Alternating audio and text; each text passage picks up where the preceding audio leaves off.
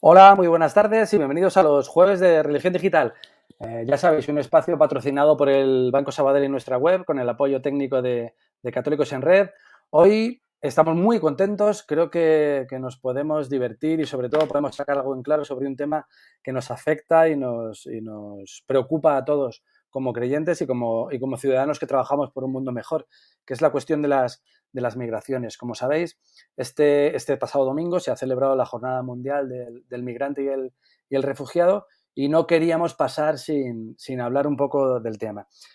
Contamos con 4 personajes de primera fila que nos van a contar, nos van a dar su visión sobre el mundo de las migraciones, sobre el trabajo que hacen y sobre propuestas para construir y para intentar acoger, compartir, proteger y, en definitiva, hacer de este mundo un lugar mucho más habitable para todos, no solo para los que tenemos la suerte de vivir, nacer en el primer mundo sin preocuparnos de qué vamos a comer y dónde vamos a dormir. Me enrollo mucho, como siempre. Arrancamos con alguno de nuestros invitados. Si os parece, empezamos, nobleza obliga y cuestiones de edad también, aunque se mantiene joven como siempre, con José Luis Pinilla. José Luis, muy buenas tardes. ¿Cuánto tiempo? Buenas tardes, gracias por lo de la edad. Hombre, no, tú sabes que me sacas en juventud como 20 o 40 años. Ya me gustaría a mí de joven ser como tú. ¿Cómo te encuentras? Y sobre todo, Pues, ¿qué haces? Porque hasta hace relativamente poco eras el hombre de la conferencia episcopal en las migraciones y ahora ya no ejerces esa tarea, pero entiendo que sigues en primera línea, sobre todo estando atento y dando tu voz a los que no la tienen, ¿no? bueno, sigo en migraciones, pero no en la conferencia episcopal. Mi provincial me destinó a migraciones dentro del ámbito de la Compañía de Jesús y estoy en la Fundación San Juan del Castillo dentro del SJM y del Apostolado Social, que es un poco donde se vertebra este campo de las migraciones. Por lo tanto, no he abandonado a los migrantes mientras Dios quiera y luego llevo también la tarea de temas de espiritualidad ignaciana con grupos de laicos muy comprometidos y Ujú. ahí andamos conjugando las dos cosas. Y un placer estar con vosotros. Buenas tardes. Es un auténtico placer. Hablaremos de muchas cosas, pero una primera palabra, José Luis, ¿cómo está el estado de la cuestión de las migraciones en España? Una primera palabra. Luego ya hablaremos de ello. Bueno, pues depende de la perspectiva desde la que se hable. Si es una perspectiva sociológica, Ujú. política, social, eclesial, pues varía un poco la cosmovisión que se tenga sobre las migraciones. Pero en su conjunto, yo lo que sí quisiera decir es que el tema de las migraciones hoy día muy vertebrado en torno a las noticias de primera página con los emigrantes a partir de las pateras y demás injusticias y tragedias que están sobreviviendo sobre ello, no nos debe hacer olvidar que, aunque son los prioritarios porque son los más vulnerables, el fenómeno de la migración en España abarca un contenido más amplio porque son muchos más los que ya están construyendo sociedad y construyendo iglesia con nosotros. Insisto, sin olvidar los más vulnerables que son los que más están sufriendo. Pero la realidad de las migraciones en España tiene un contexto y un foco muchísimo más amplio, porque así es la sociedad, mucho más plural, polivalente, polirreligiosa, menos uniforme y por lo tanto con un peso cada vez mayor. Yo diría que gracias a Dios. Sí, yo creo que también, y gracias a Dios. No quedarse solo en las urgencias, por así decirlo, que hay que actuar respecto a ellas, sino en un trabajo a medio y a largo plazo, porque no olvidamos que los migrantes que llegan a nuestro país se convierten en ciudadanos de nuestro país, construyen país junto a nosotros y tienen los mismos problemas de subida de luz, de falta de trabajo, etcétera, etcétera, incluso a veces hasta aumentados, pero son ciudadanos de nuestro mundo. José Así, Luis. así es, no, es verdad, estoy de acuerdo contigo. Lo que sucede es que estamos en un reto importantísimo que no quisiéramos que se convirtiera en un problema, que es Ujú. precisamente cómo articular la gestión, en el fondo, desde cualquier ámbito político, social, religioso, cómo articular la gestión de la diversidad. Vuelvo a insistir, hemos pasado no hace mucho tiempo de una sociedad y de una iglesia relativamente homogéneas a una sociedad y una iglesia mucho más plural, mucho más en clave eclesial sinodal y, por lo tanto, el reto que se nos presenta es cómo articular esa cohesión social, esa cohesión eclesial y cómo, en el fondo, desde el punto de vista de la Iglesia, que es lo que yo más conozco, articular cómo los empobrecidos siguen debiendo estar en el centro y en el eje de la actuación de la transmisión del Evangelio y, por lo tanto, de la Iglesia. Los pobres en el medio y no en las periferias. Muy bien, José Luis, muchísimas gracias. Seguimos hablando. Ahora presentamos iba a decir una recién llegada, pero no es verdad. Lleva muchísimo tiempo trabajando en este ámbito. Ahora retoma una ocupación que ya tuvo, que es la dirección del Instituto de Estudios sobre Migraciones, Instituto Universitario de Estudios sobre Migraciones de la Universidad Pontificia Comillas. Mercedes Fernández, ¿cómo estás? Hola, ¿qué tal? ¿Cómo estás? Espero haberlo dicho bien. Lo has dicho bien. Bien. Lo has dicho bien. ¿Te ha costado? Instituto Universitario de Estudios sobre Migraciones. La verdad que sobre migraciones. Hablaba José Luis de eso, de tener en cuenta no solo las urgencias, sino también esa presencia que existe, que hay un porcentaje de ciudadanos de nuestro país, de habitantes, que no han nacido, que han llegado posteriormente a nuestro país y que tienen unas particularidades. Vosotros en el instituto estudiáis ese fenómeno y también causas, consecuencias, problemáticas y propuestas de futuro. Claro, ten en cuenta, hombre, pues precisamente lo que decía José Luis, ¿no? Que el fenómeno de las migraciones, aparte de la cuestión, la punta del iceberg, que se ve que es la tragedia, son los subsaharianos llegando a las Canarias en pateras, es de repente el salto de la valla, este tipo de cosas. Nosotros realmente estudiamos el fenómeno más en el largo plazo, ¿no? Más desde el punto de vista de la cohesión social. Y además desde el punto de vista de la universidad, es decir, que nosotros tenemos una postura no, más bien tranquila y no por ello poco contundente. Pero sí que es cierto que nosotros andamos en el análisis en el largo plazo, en las causas, en los efectos, sobre todo en lo que puede, en cómo lograr, o sea, nuestro fin último nuestro fin último sería cómo lograr la cohesión social, ¿no? Y para eso, pues realmente el trabajo que hay que hacer con estos 15% de la población de origen extranjero. Un 15% ya. 15%. Estamos hablando de ¿cuántos millones? Estamos hablando de 6-7 millones de personas, efectivamente. Entre los 4 millones que tienes, 4 millones y pico que tienes de extranjeros con nacionalidad extranjera y los 2 millones y pico de nacionalizados, que hay que decirlo también que nuestra legislación es muy generosa en esto de conceder la nacionalidad, o sea que en este sentido, por lo menos a ciertos orígenes, y entonces en este sentido creo que sí, que este 15% es muy importante que sepamos cómo sacar una rentabilidad positiva. A mí me gusta sacar mi alma de economista en esto, cómo sacar la mayor rentabilidad posible precisamente de este fenómeno, cómo enriquecer la mayor medida posible de este fenómeno en nuestra sociedad, ¿no? Que es un poco la... Me interesa mucho esa visión. Ahora la avanzamos y la concretamos un poquito más, Mercedes, si te parece. Vamos a saludar al resto. Tenemos a Jennifer Gómez, que es la responsable de migraciones de Confer, de nuestros hermanos de la vida religiosa. Jennifer, ¿cómo estás? Hola, muy buenas tardes. Muy contenta de compartir este espacio con todos vosotros. Y nosotros de poder contar con vosotros y con vosotras. Un inciso, para Religión Digital, uno de los problemas de estos webinars era que es muy complicado. Y mira que sois mujeres y muchas trabajando en distintos ámbitos de la Iglesia, pero han sido pocos en los que hemos contado con cierta paridad. Y hoy es uno de ellos y hay que agradecerlo.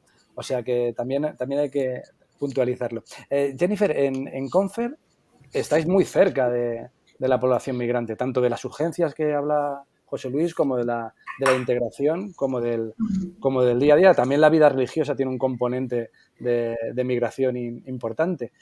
¿Cuál es tu trabajo? ¿Cómo enfocáis este fenómeno?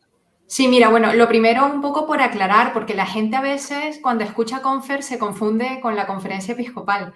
Nosotros somos la Conferencia Española de Religiosos y agrupamos aproximadamente unas 411 congregaciones. Estamos hablando de unos 37.000 religiosos y religiosas en España. Y claro, dentro de Confer estamos divididos en varios departamentos, por decirlo así, y uno de ellos es el Departamento de las Migraciones. que se entiende bajo uno más grande, que es el área de justicia y solidaridad.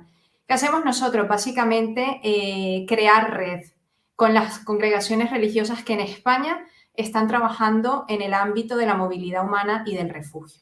Eso es lo que hacemos, eso es lo que queremos seguir impulsando y bueno, y lo que queremos es transmitir eso, que la Confer es la casa común y que la Confer quiere seguir compartiendo con entidades de iglesia, pero también con aquellas que no necesariamente pertenecen al ámbito eclesial. Muchas gracias. Ahora seguimos hablando, Jennifer. Y tenemos en último lugar, pero no el último, a Roberto Borda, de la Asociación Apoyo, y además con una historia personal que a mí me encantaría que arrancáramos con ella, porque tú vivís como familia acogedora. No sé si se dice así. Sí, se dice así. Bueno, hola, muchas gracias por contar con nosotras y con nosotros, de mi familia. Y sí, yo soy miembro, o sea, vamos, mi pareja y yo en el 2006 decidimos abrir nuestra casa a chicos. En este caso sí que son solo chicos los que han estado viviendo con nosotros. Nunca hemos vivido con una mujer inmigrante, pero hemos ido acogiendo durante todo este tiempo a multitud de chavales que han llegado a España pues buscando realizar su sueño. Nosotros entendemos, porque así lo creemos, que todas y todos somos hermanos, y entendíamos, Cuca, que es mi pareja, y yo, que queríamos formar una familia donde todos ellos fueran acogidos en la medida de nuestras posibilidades, claro. Y eso es lo que venimos haciendo desde el año 2006, pues acoger en nuestra casa a estos chicos mientras ellos, pues bueno, sobre todo pues para que encuentren un lugar donde estar, donde reposarse de un largo viaje y que organicen un poco su vida aquí entre nosotros, pues que encuentren esos caminos para ser uno más en nuestra sociedad, y en el momento en que eso lo han hecho y ya se sienten uno más y tienen las capacidades para vivir en España, pues ellos se van de casa y vienen otros a nuestra familia. ¿Cómo lo vivís como familia? Porque claro, no deja de ser una acogida y también un desgarro cuando se va alguien que ha formado parte, no sé si semanas o días o meses. Años, suelen ser años. Años incluso. De vuestro entorno entiendo que también es como si se te va un hijo, salvando todas las distancias. Es como el día que se nos vayan nuestros hijos, que ahora tienen 17 años, nuestros hijos biológicos, pues bueno, tendremos ese recorrido ya. Es verdad, bueno, nosotros lo vivimos como yo lo vivo y Cuca también, como un regalo. Es decir, como de repente tú abres tu casa y nuestra experiencia nos habla que siempre, casi todas, que la mayoría de las historias han ido bien, y es una persona que lo que quiere es encontrar un lugar donde hacer su vida y que viene dispuesta a compartir y a formar parte de aquello donde se le acoge, donde se le invita a estar, donde se le invita a vivir, a compartir.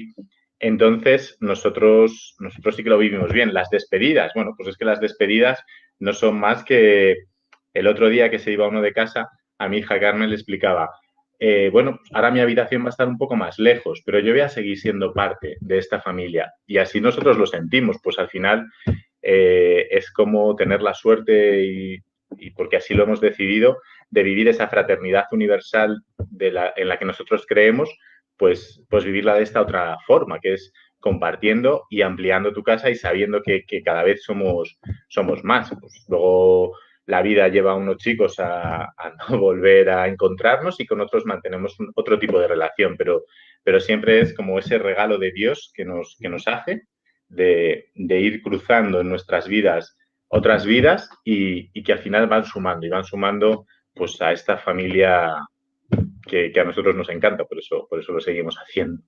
Este camino de la vida tan sorprendente y que demuestra a las claras que cuando dos o más se unen en su nombre, ahí está Jesús. Lo estáis haciendo en vida y en familia. ¿Cuánto tiempo lleváis haciéndolo? Nosotros los primeros chicos desde el 2006, en febrero del 2006, el 6 de febrero del 2006 fue la primera vez que dos chicos se llamaban Yasin y Yasin, durmieron en nuestra casa y empezaron a formar parte de esta familia. Y ya no te robo más en esta primera intervención. ¿Vuestros hijos cómo han ido creciendo y viviendo con esa situación? Con una naturalidad que entiendo que les va a servir para la vida del día a día brutal.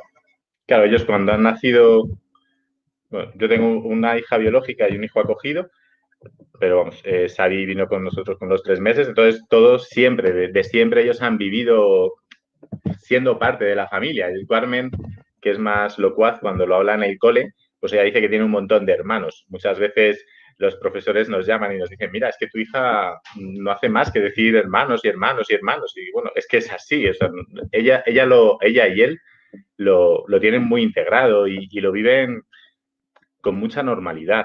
Cuando las cosas yo creo que se hacen desde el amor y se sustentan en el amor, en el cariño, en el respeto, en el esfuerzo, mis hijos eso lo ven normal y bueno, es verdad, cuando alguien se va, pero no solamente ellos, también yo, también Cuca, también el chico que se va, pues es una separación y no deja de ser, pues bueno, una situación nueva y lloramos a mares durante un rato porque hay un cambio, porque has estado a lo mejor, pues, Jen, que fue uno de los últimos en irse, había estado 3 años con nosotros, entonces bueno, pues él se va porque lo necesita, porque su proceso en la vida, en la integración, en lo que han venido aquí a vivir su vida, a soñar, pues es el siguiente paso que tienen que hacer, es un desgarro, pero yo creo que tanto Carmen como Xavi lo viven pues como un regalo y el ver que es posible, no sé, yo creo que ellos están aprendiendo mucho, a lo mejor luego cuando sean mayores nos echan en cara, a veces todo saber qué, pero yo creo que ahora mismo ellos sí que viven el hecho de que la acogida es real, es posible y que se vive muy bien compartiendo lo que tenemos con otros que en este momento no tienen tanto material, pero que tienen muchísimas otras cosas. Pues muchas gracias, Roberto. Seguimos hablando ahora de estas y otras cosas. Si os parece, arrancamos el debate con alguna pregunta de las que habíamos comentado antes. A mí me gustaría que alguno de vosotros, no sé si primero Mercedes o José Luis, planteáramos esa división. Muchas veces los periodistas nos ponemos a hablar de migrantes, de refugiados, de inmigrantes, mezclamos un poquito, hacemos un totum revolutum de todos, pero no son realidades exactamente iguales. ¿De qué hablamos cuando hablamos de migrantes y de refugiados? No sé si comenzar por Mercedes. Bueno, gracias. Bien, evidentemente, migrantes son aquellas personas que pasan más de un año fuera de su país, o sea, que es una movilidad con vocación permanente. En este sentido, comparten con los refugiados la cuestión de la permanencia, pero los refugiados son migrantes que están o que salen de su país por alguna circunstancia o por algún factor violento, rápido de expulsión, ¿no? De todos modos, también es cierto que muchas veces, dado que los refugiados, aunque yo no soy experta en refugio, lo anticipo ya, por si digo alguna inexactitud, los refugiados es un término muy acotado, porque son aquellos que están sujetos al artículo número 51 de la Convención de Ginebra, mientras que los migrantes no son aquellos que no se pueden acoger. Ahora bien, ¿qué sucede? Que hay muchos migrantes económicos o muchos que llevan el cartel de migrante económico o de simplemente migrante, es decir, personas que se desplazan, que sí que salen de sus países motivados por esos efectos de expulsión que no, pues tipo pobreza extrema o incluso una violencia que no se ve o cualquier otra historia y que realmente no se pueden acoger a estos supuestos tasados del artículo 51 y sin embargo son a todos los efectos son refugiados, bueno, lo que la Iglesia llama refugiados de facto, ¿no? Entonces, bueno, pues son categorías realmente permeables, difusas, confusas y, por supuesto, muchas veces a los estados le conviene mucho más hablar de migrantes económicos y ante la duda pues siempre se aplica de manera restrictiva la cuestión del refugio. ¿Por qué? Pues entre otras cosas porque el refugio lleva aparejada una serie de exigencias por parte del Estado receptor que al menos a esta persona le tenemos que dar una serie de condiciones determinadas, pues una casa, una serie de medios para que durante un tiempo exiguo, pero al final un tiempo se pueda subsistir, mientras que el migrante económico pues incluso puede llegar a ser expulsado del país si entra en situación irregular, ¿no? Entonces, bueno, pues evidentemente ahí las fronteras son permeables, difusas y efectivamente se confunden los términos, lógicamente, porque no es de, ¿usted qué es, migrante o refugiado? Y le pongo el tic, pues no es tan sencillo, porque las situaciones son muy fronterizas, ¿no? Sí, a veces es verdad que cometemos errores para intentar ordenar a las personas en determinados terminologías y encajarlos en algo para poderlo entender. José Luis, ¿de qué hablamos en España cuando hablamos de migrantes y refugiados? Bueno, yo creo que lo ha explicado muy bien Mercedes y en el fondo yo subrayaría de lo que ha dicho que estamos hablando de denominaciones legales más que de otro tipo de cosas, ¿no? Porque evidentemente si vamos al sentido estricto de refugiados o emigrantes, en función de si están acogidos por la Convención de Ginebra o no, pues evidentemente parece como que está demasiado limitado la clave de la movilidad humana en el ámbito de las migraciones, porque si hablamos de que las causas por las que huyen pueden ser políticas, de origen o religiosas, evidentemente ahí se obviarían las causas económicas a las que ha aludido Mercedes y otras muchas. Hoy día está muy en boga subrayar también el tema de migrantes por razones climáticas. Imaginémonos todos los que son desplazados por volcán de La Palma o por otros muchos de volcanes que ni nos enteramos del tema, o por otra serie de tragedias que por desastres naturales también están siendo concebidos como movilizados por esas causas. Por otro lado, también hay realidades migratorias que no encajarían en stricto sensu, ahí Mercedes lo podría precisar con muchísima más exactitud, que también encajarían dentro de todo este tema de la división, porque claro, yo cuando estaba en la Conferencia Episcopal tuvimos la gracia de poder incluir dentro del ámbito de las migraciones todo lo que significaba el término de la trata de personas, mujeres víctimas de trata, menores víctimas de trata, menores de trata laboral, es decir, hay un amplio marco que se circunscribe a un foco más amplio, que es el de la movilidad humana, y que entiendo que tiene razones tan válidas, es una opinión personal, no jurídica, tan válidas como para ser sujetos de protección, porque lo mismo mata una guerra que una falta de derechos humanos, que lo mismo mata el hambre, ¿no? El migrante tiene unas causas por deseo de mejorar de su propia vida, pero ¿cuáles son las causas de mejorar? Pues el hambre, el deseo de ser más persona, es decir, otra serie de causas que a veces las acotaciones legales lo limitan mucho, como decía muy bien Mercedes, en función de acotar económicamente las protecciones, incluso económicas, que pueden derivarse de una calificación u otra. Pero a mí me gustaría que se englobaran también ese otro tipo de migraciones, no solo migraciones en esa clave, también hay desplazados internos que también entrarían dentro de este ámbito. Está la inmigración exterior, la inmigración interior. Es decir, hay un ámbito, un panorama mucho más de arcoíris que el estrictamente diseñado en el convenio de la Convención de Ginebra del 51. Está claro que nos queda muchísimo por aprender de todo este fenómeno. No sé si quieres comentar algo, Jennifer, de esto, y si no, hay una cuestión que sí que me gustaría plantearos. Estamos hablando de migrantes, de refugiados, estamos hablando de la situación concreta de nuestro país. Hay muchos ejemplos que estamos viendo en los medios de comunicación a cada rato. ¿Creéis que somos una sociedad de acogida? ¿Por qué? No sé si Jennifer, Roberto. Sí, como queráis. Jennifer, sí. Venga, entro. Bueno, no, mira, yo creo que Mercedes y José Luis han dejado un marco muy bien definido sobre el asunto de qué hablamos cuando hablamos de migrantes y de refugiados. Yo solo añadir que, claro, cuando hablamos de migrantes y de refugiados hablamos de personas y hablamos de historias de vida. Y de eso yo creo que Roberto sabe muchísimo. Sobre el tema de si somos una sociedad de acogida, oye, mira, yo la primera, yo creo que España concretamente es tierra de acogida, porque yo lo he experimentado, lo he visto. Además, creo que tiene una capacidad de respuesta solidaria ante las necesidades humanitarias de las personas migrantes muy impresionante.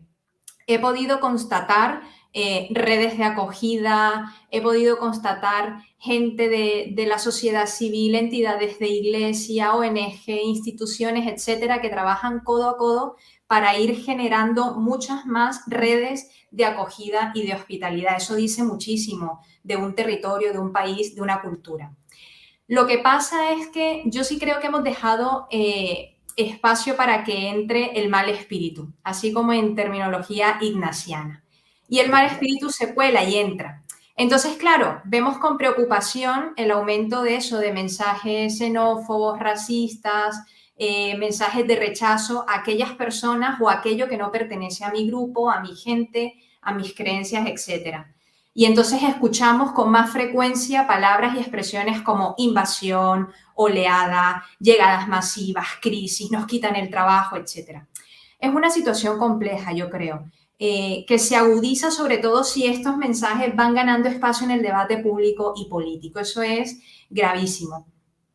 De tal manera que sí que es verdad que creo también, y como puntualiza muy bien el Papa Francisco, hemos ido entrando en una sociedad que dinamiza mucho más una cultura del descarte. ¿Pero con quiénes? Pues con los pobres, los débiles, los vulnerables. Naturalmente son todos estos grupos los que van quedando excluidos y rechazados.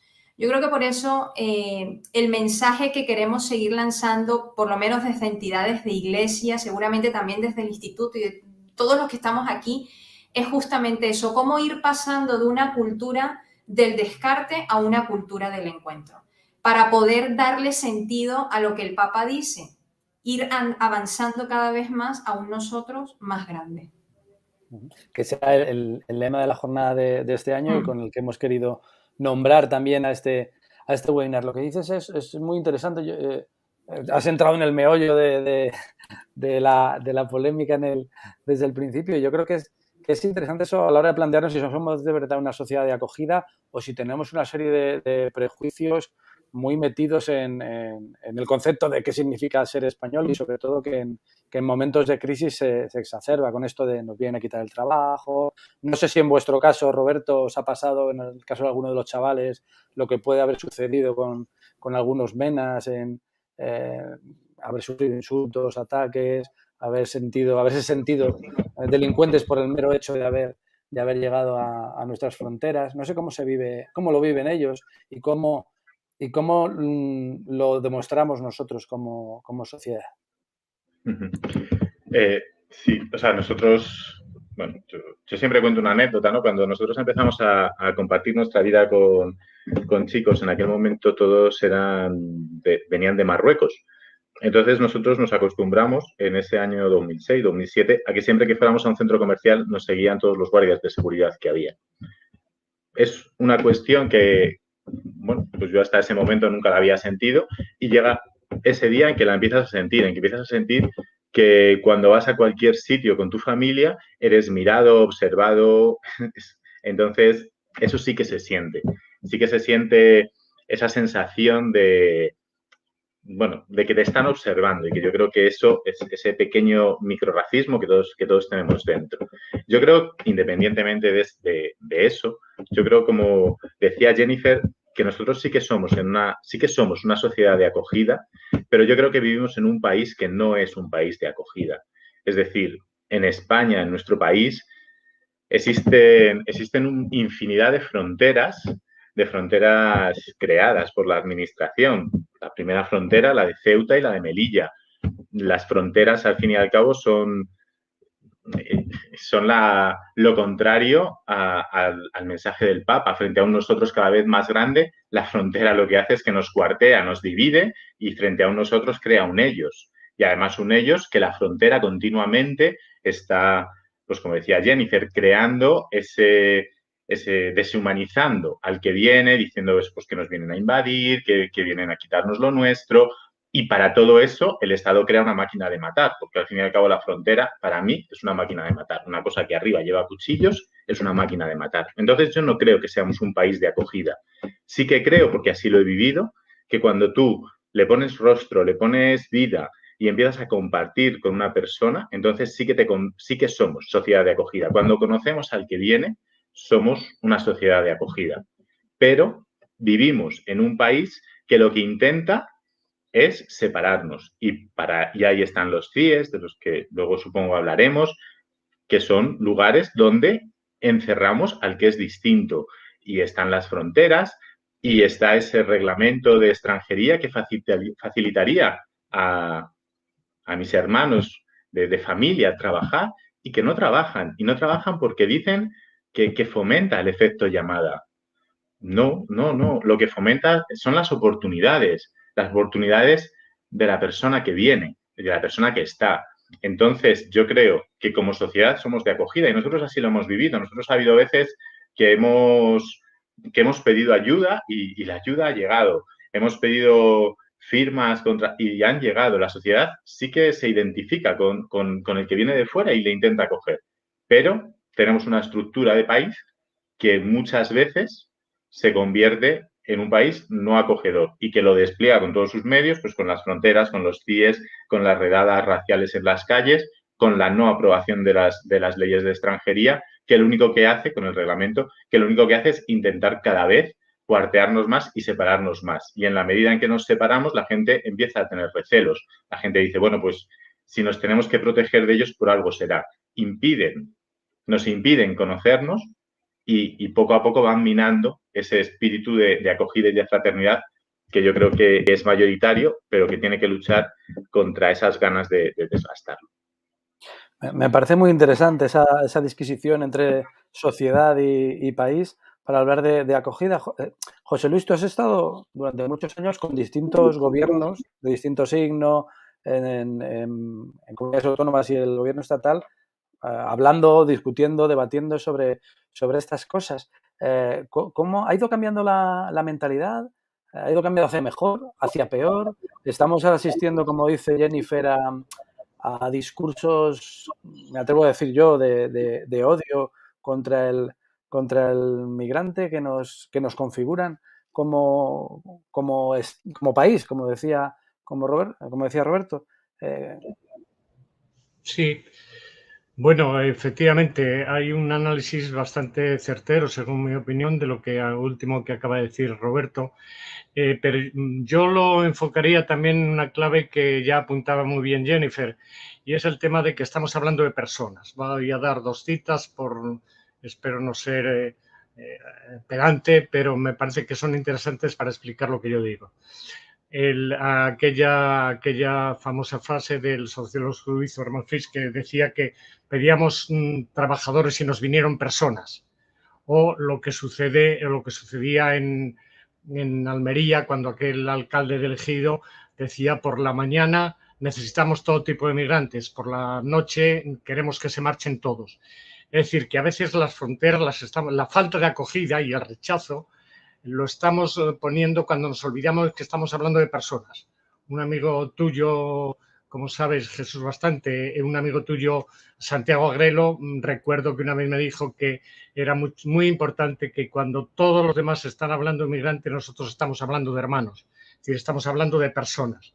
Eso es lo que facilitaría precisamente una situación donde la acogida fuera mucho mayor y no como en los tiempos actuales, insisto, como en los tiempos actuales, donde la ideologización de este tema, que o bien lo particulariza en función de su situación económica, o en función de su origen, o en función de su religión, como se ha hecho, solo admitir a determinados migrantes de determinadas religiones, eso lo que está haciendo es poner, desde el punto de vista, estoy hablando lógicamente eclesial, está poniendo la ideología por encima del evangelio.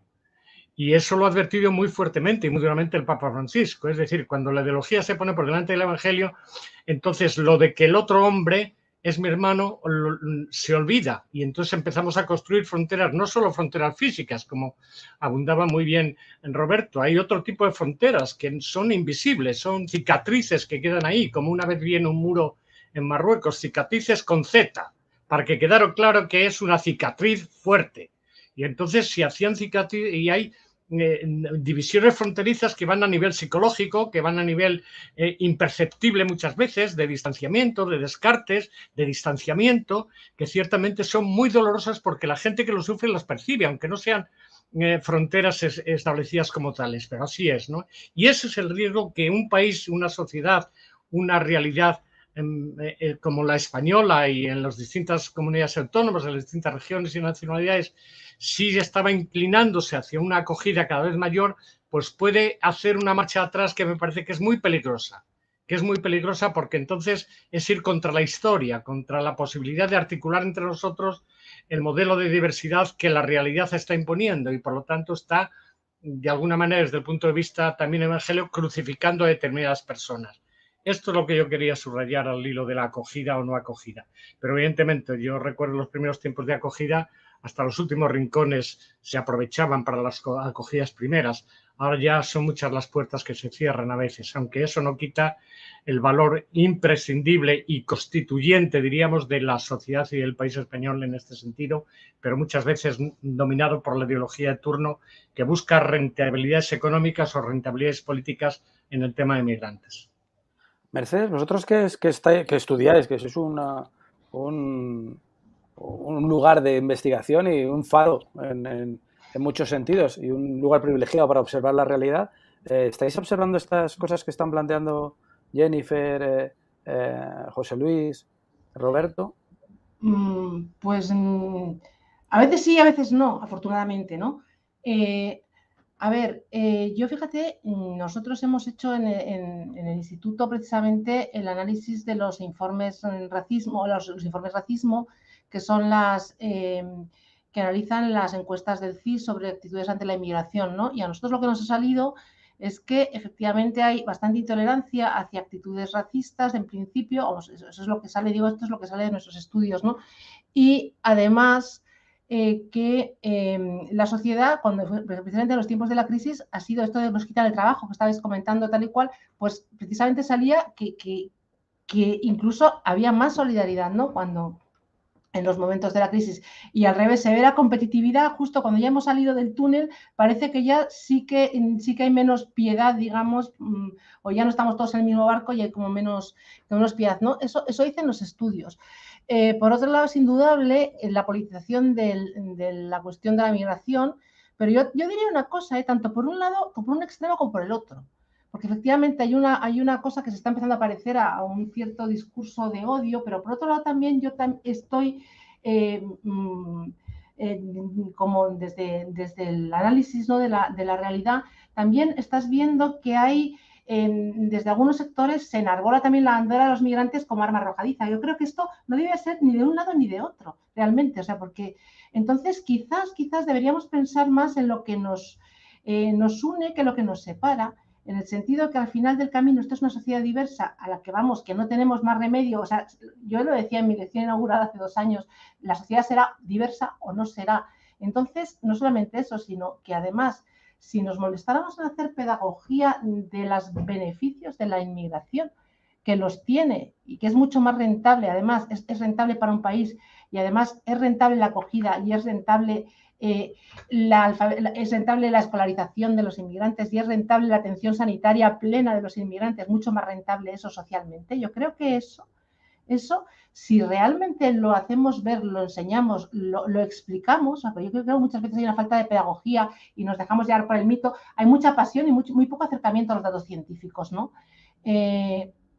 Yo realmente creo que posiblemente esto se neutralizara bastante, porque muchas veces las posturas, y además posturas bien intencionadas, o sea, es espantoso denostar la migración, pero también por otro lado, esa bandera de, no sé, de tan usar a los migrantes contra los otros porque se están metiendo con los migrantes, yo creo que no sé, que igual nos estamos metiendo todos en un juego un poco perverso dialéctico, que igual tendríamos que ir más a los datos, a eso, la cuestión de la rentabilidad, a lo positivo, que a andar en luchas dialécticas, ¿no? Se me ocurre a mí desde la academia, desde la postura un poco más sosegada, desde la rata de biblioteca que soy, ¿no? Jennifer, cuéntanos, ¿qué piensas? Sí, no, yo estoy totalmente de acuerdo y Mercedes toca unos puntos bastante importantes. Mira, Jesús, en definitiva yo creo que el fenómeno migratorio es un tema que genera inquietud, por así decirlo. Y a veces, por desgracia, creo que es un tema que se ha visto contaminado por no saber distinguir entre realidad y percepción. Por eso yo creo que es importante 2 cosas fundamentales. Lo primero es seguir favoreciendo espacios donde el encuentro y la hospitalidad, pero ojo, la hospitalidad en ambos sentidos, porque la hospitalidad es un ejercicio que va y que viene de quien acoge, pero también de quien llega. Y por otro lado es importante ofrecer esos datos concretos y honestos sobre cuestiones muy puntuales y pertinentes. al final, fíjate que hay una cuestión que los expertos en demografía afirman y que, bueno, los que no somos tan expertos como yo en esa materia, por ejemplo, también vamos confirmando y constatando.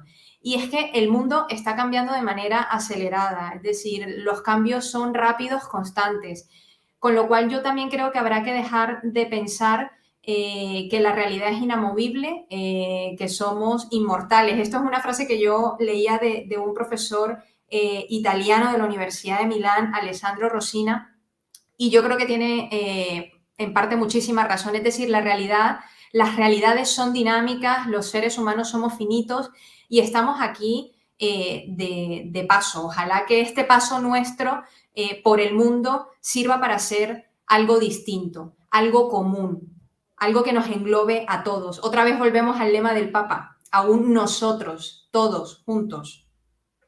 A conjugar iglesia, sociedad y vida en primera persona del plural, hombre, en lugar de en tercera, ellos frente a los buenos que somos nosotros. Me ha gustado mucho la apreciación de Mercedes sobre la rentabilidad de la inmigración, que es un tema que o no abordamos o solo abordamos desde el punto de vista meramente económico. Pero eso de los beneficios que puede tener que toda la población esté escolarizada, que todos tengan acceso a salud, a los principios básicos de cualquier ciudadano, me ha llamado muchísimo la atención. No sé si alguno de vosotros queréis compartir, José Luis o Roberto, que además entiendo que lo has ido viviendo en primera persona, como también económica y a todos los niveles se dan cambios a la hora de vivir y de convivir con personas migrantes.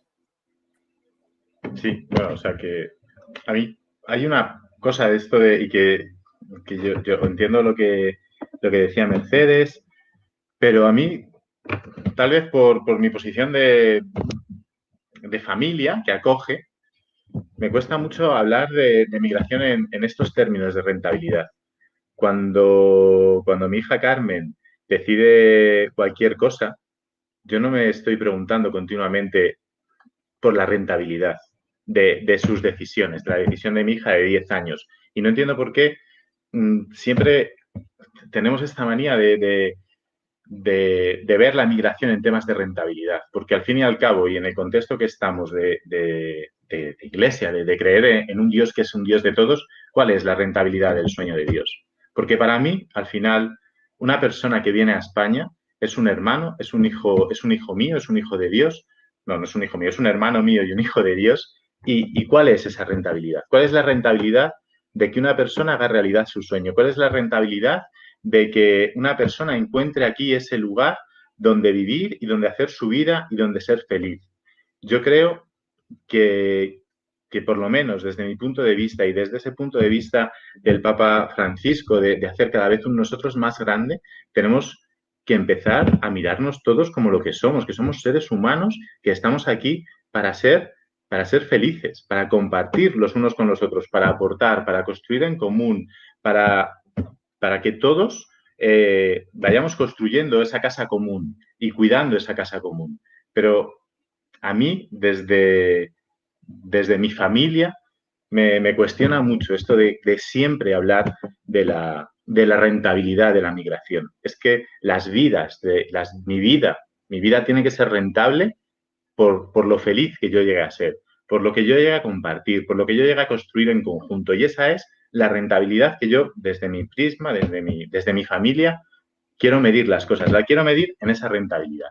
Hay una cosa, un chico que vive en mi casa, Yasin, se fue cuando la pandemia a trabajar en el campo. Se fue a trabajar en el campo por esta cosa que hicieron de que los que habían sido niños y niñas tuteladas en España podían ir a trabajar en el campo y así conseguir una tarjeta.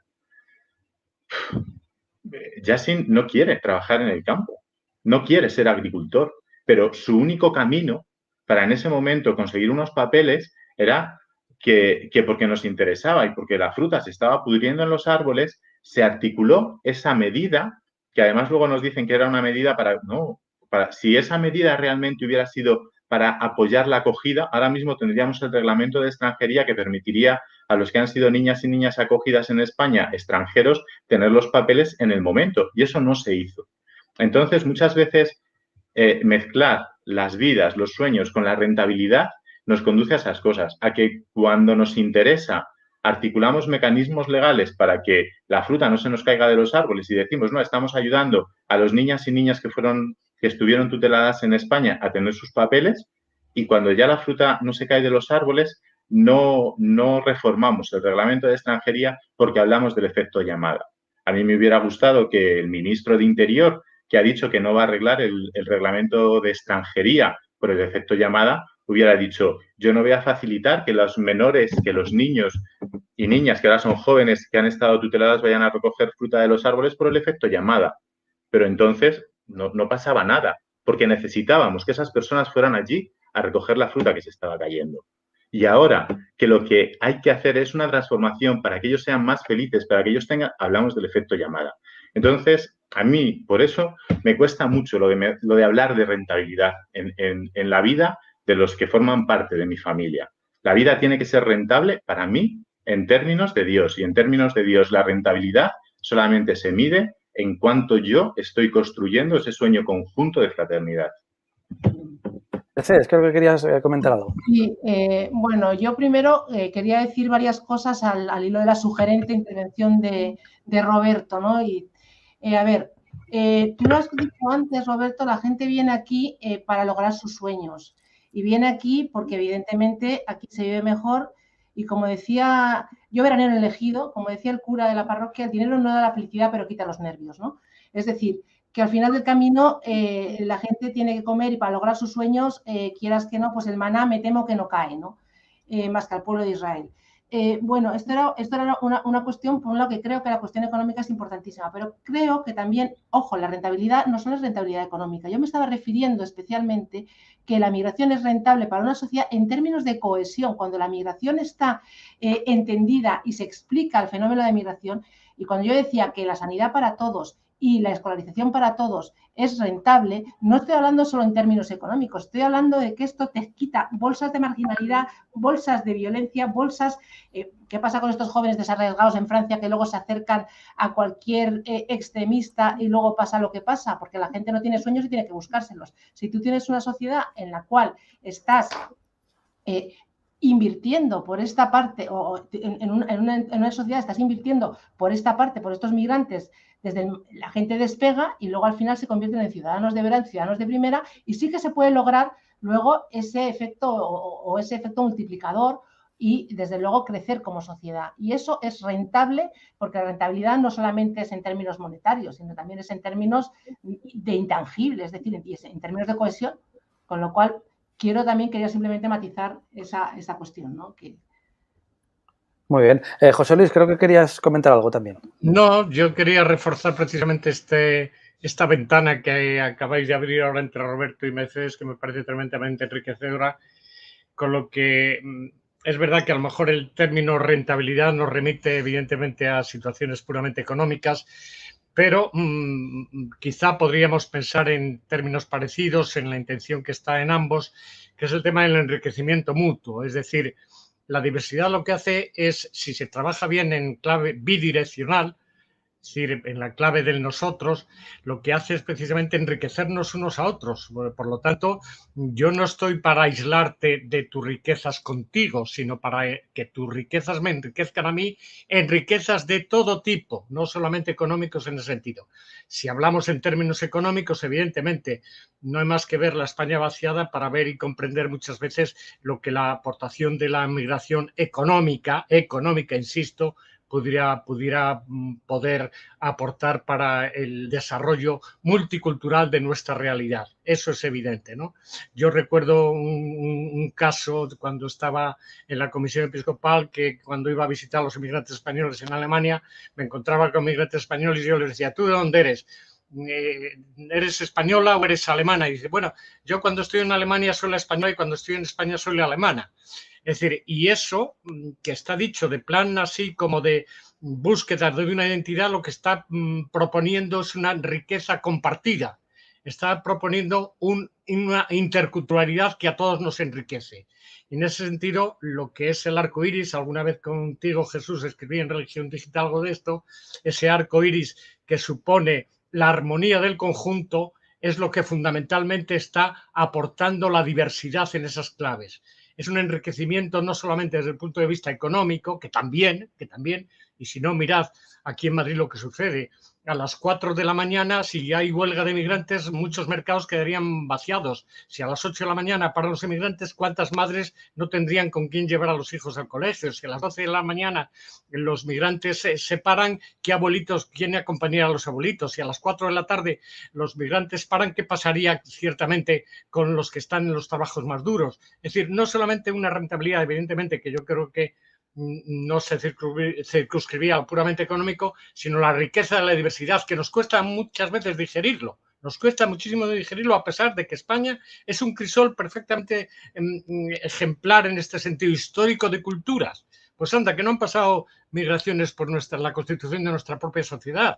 Desde los godos, los iberos, los romanos, los griegos, los franceses, los norteamericanos, que aunque no nos invadían, pues tenían su propia influencia en nuestros casos. Es decir, esa aportación de una riqueza de culturas es lo que hace rentable en ese sentido, no puramente económico, la posibilidad de una cohesión social muchísimo más enriquecedora para todos, sobre todo para los más vulnerables, para los más empobrecidos. Me parece que es paradójico que en un mundo global como el que estamos, los grandes problemas los sigamos teniendo en buena medida por las fronteras y por las diferencias entre los seres humanos, que es algo que el Papa Francisco está apuntalando desde el comienzo de su pontificado, desde su primer viaje fuera de Roma, que fue a Lampedusa, por ejemplo, a llamar a nuestro mar Mediterráneo, ese mar del gran cementerio de Europa. Nos quedan 10 minutos, 8, igual nos vamos un poquito más porque no quiero que no tengáis vuestro minuto de oro cada uno, pero hay un par de temas concretos que sí que me gustaría abordar con vosotros. Alguno lo ha comentado Roberto al principio, que es la situación de los CIES, el reglamento de extranjería, las vallas en la frontera sur. No sé cómo os posicionáis respecto a cada uno de esos temas. Yo creo que en el caso de Roberto, bueno, y también el de José Luis, lo sepa a nivel personal, el tema de los CIE es una cuestión que os molesta bastante, ¿no, Roberto? Sí, o sea, molesta porque ha habido miembros de mi familia que han estado en el CIE. Entonces, molesta porque es incomprensible. Es decir, que porque yo no tenga una autorización que me permite permanecer en España, que es una autorización administrativa, se me quite la libertad, es muy doloroso. Y molesta por las condiciones del CIE. O sea, es que yo he hecho colas y, vamos, yo y todo el mundo que va al CIE, haces colas a la intemperie, hablas en un locutorio donde no te dejan darte un beso, donde no te dejan dar un abrazo. El CIE es un lugar inhumano, es un no lugar. Es el peor invento, yo creo, que existe en cada ciudad donde hay un CIE. El CIE en Madrid, que es el que yo conozco, tiene pinta tiene colorines, tiene cosas. Yo creo que cuando te avergüenza tanto lo que está ahí dentro, intentas que el exterior sea amable, pero el exterior no es nada amable, porque el CIE es ese lugar donde se le quita la libertad a personas, a hermanos, a hermanas, por no tener una autorización para estar en España. El CIE para mí es uno de los mayores pecados que puedan existir.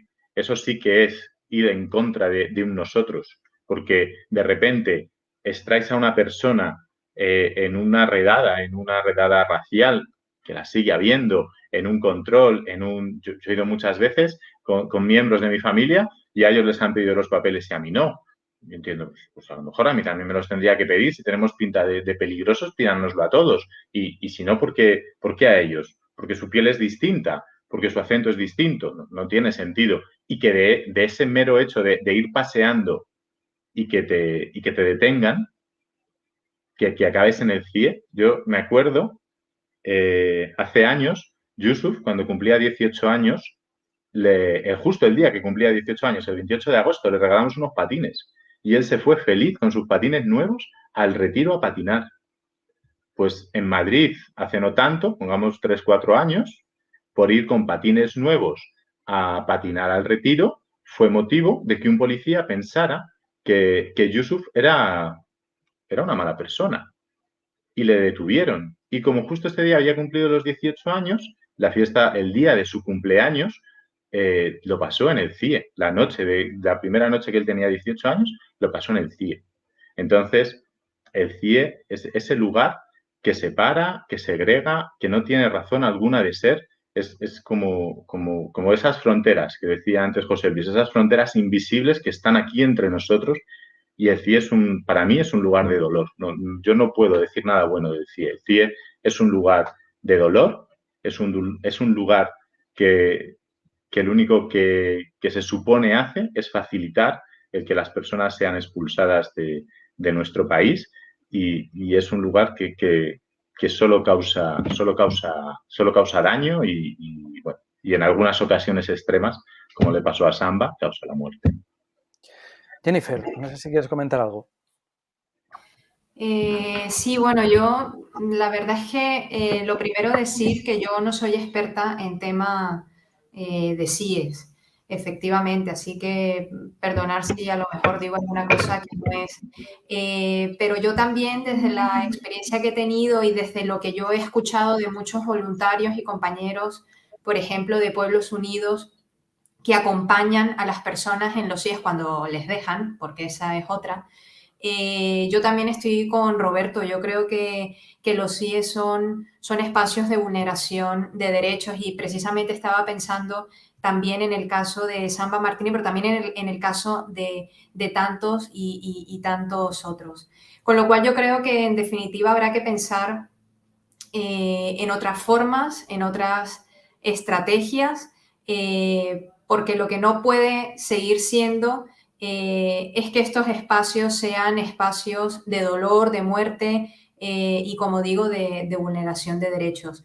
Me gustaría decir mucho más sobre el tema de CIES, pero yo es que, claro, no soy abogada, tampoco me he metido mucho en ese tema, pero claro, lo que yo voy viendo y percibiendo y lo que leo de informes es un tema muy, muy complejo, son espacios muy duros. Mercedes, no tiene por qué ser de los CIES. ¿Algo que añadir por aquí? Que José Luis se nos ha perdido. Creo que va a volver ahora. ¿No? Sí, se nos ha... aquí, viene por aquí. José Luis, que te habías perdido. Sí, justo al final. No. Bueno. Mercedes, por favor. Bueno, yo me acuerdo que hace muchos años me entrevistó Jesús bastante. No sé si lo recuerdas, que yo fui a tu casa, vamos, a la sede, sí. A la sede, sí, no me acuerdo dónde, pero me acuerdo que me entrevistó y además me preguntó por los CIES y yo dije una cosa como que cierren los CIES, ¿no? Bueno, básicamente, sabemos, ¿no?, que los CIES además son para cumplir la normativa europea y además se amplió el tiempo porque la legislación española era mucho más generosa o mucho menos restrictiva que la europea en términos de detención. A ver, a mí lo que me preocupa de los CIES, creo, como dice Jen, no soy experta, como dice Jen, creo que debería haber otras vías alternativas para y menos marcadas para tratar este tipo de cuestiones. Y a mí, sobre todo, lo que me preocupa es que una persona puede salir y entrar de los CIES varias veces, ¿no? O sea, quiero decir, pasar por esta situación una y otra vez por una cuestión meramente administrativa. Entonces, entiendo que esto se debería articular de otra manera menos dolorosa, realmente.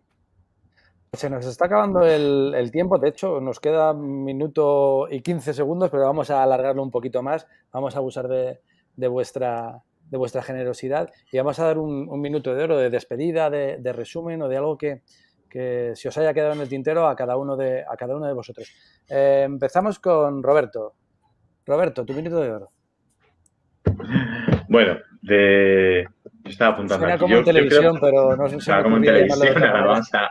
Ya. Yo creo que lo que es importante es que nos tomemos en serio la invitación que nos hace Francisco de hacer un nosotros más grande y que eso nos lo llevemos cada uno a nuestra vida, que todos abramos nuestra vida a la acogida y abrir la vida a la acogida cada uno hasta donde quiera, hasta donde le lleve su compromiso, su felicidad, su entender la vida, que acoja. Y se pueden acoger de 100.000 formas y de 100.000 maneras, pero yo sí que me gustaría invitar a todos los que nos estáis acompañando en este rato a construir el reino de Dios desde la acogida, a hacer ese nosotros más grande. Y eso se tiene que hacer cuando hemos hablado durante todo este rato de los descartados. Los descartados son descartados por unas leyes injustas.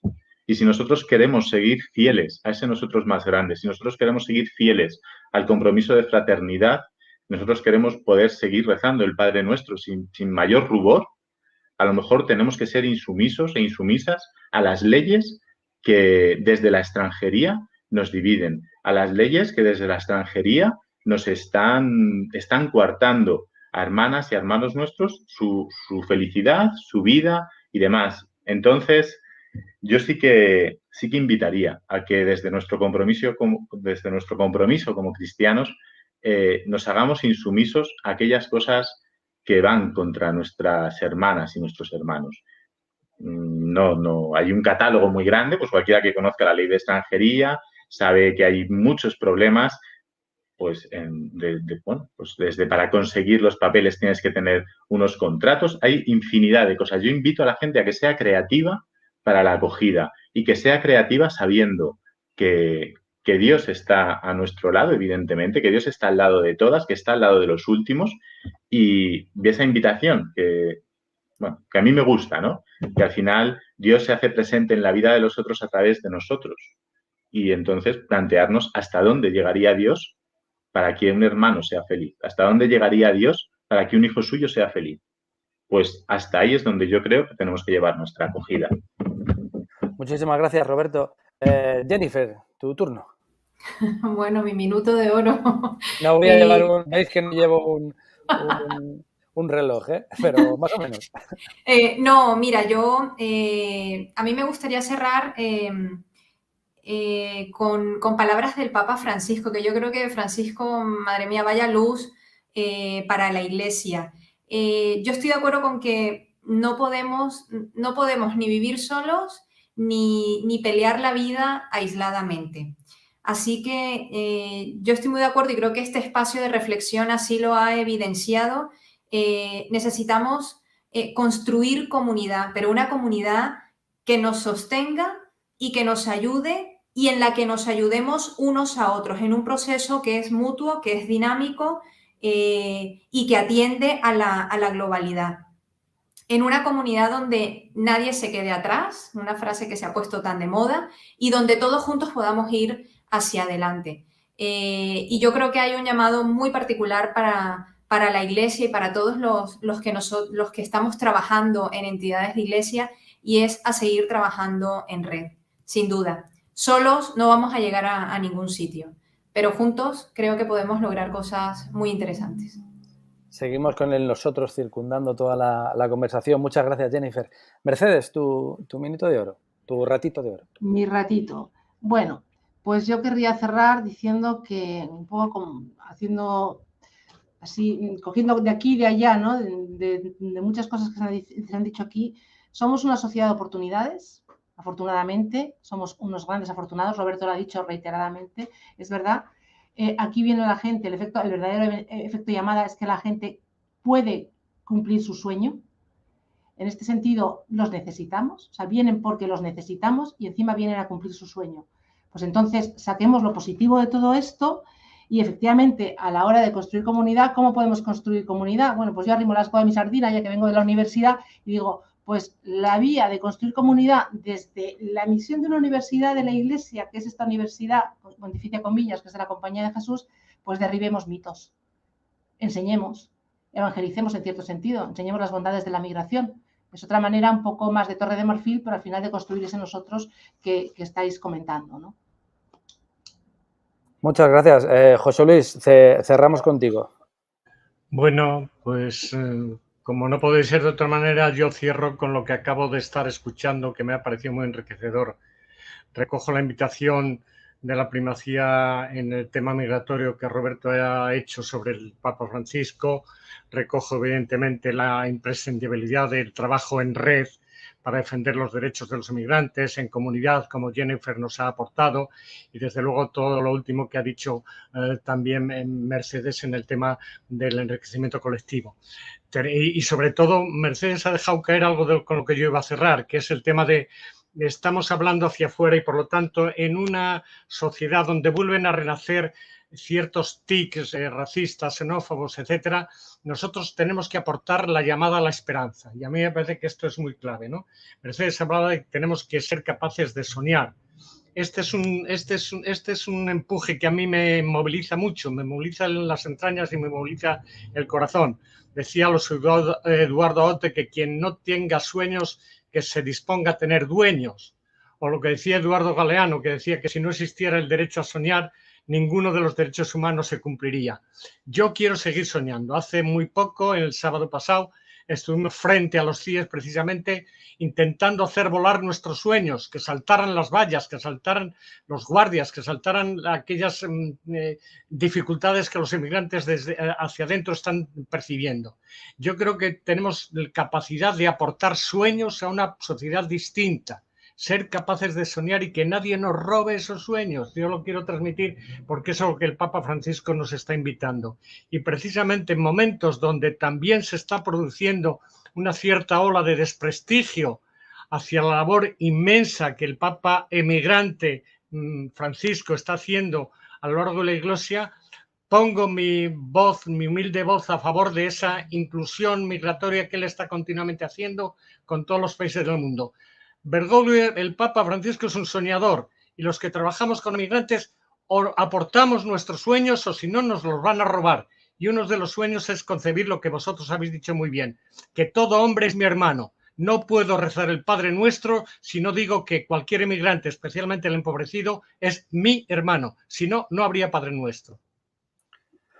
Pues poco más que decir, que muchas gracias por compartir vuestros sueños y por hacerlos realidad, porque son sueños que soñáis despiertos y que vais haciendo vida en el día a día. Gracias Mercedes, gracias Roberto, gracias José Luis, gracias Jennifer, gracias a todos los que nos habéis seguido en estos 26º jueves de RD, gracias al Banco Sabadell por ayudarnos a organizarnos, gracias como siempre a Católicos en Red por el apoyo técnico. Alejandro, muchísimas gracias.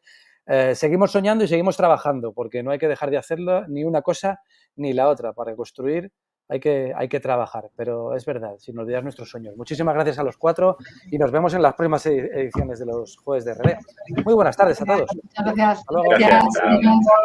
Chao.